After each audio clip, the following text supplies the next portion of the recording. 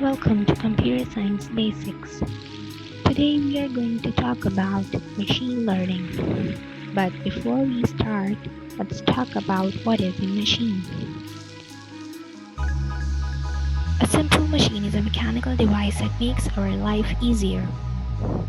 It can be a vacuum cleaner, a juicer, blender, any device that is making our task easier is a machine. But in context to a computer is a programmable machine that responds to instructions.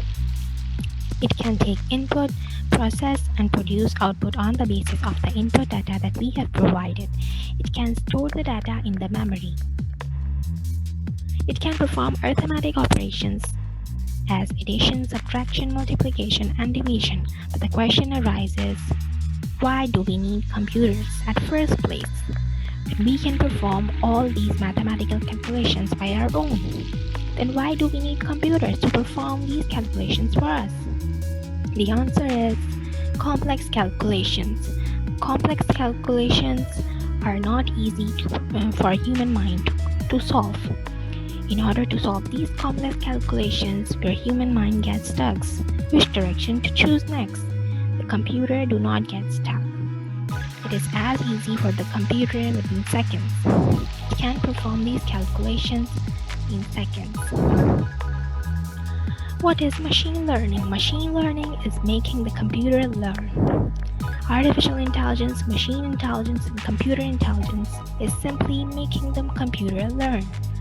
Computer can think, learn, plan, talk, and understand, same as humans. And machine learning is a program that analyzes data and learns to predict the outcome.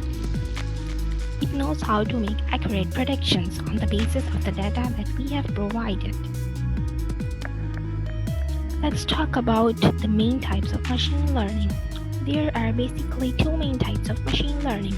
The unsupervised machine learning, where label training data is used consisting of a set of training examples by the computer in order to learn and predict the outcome.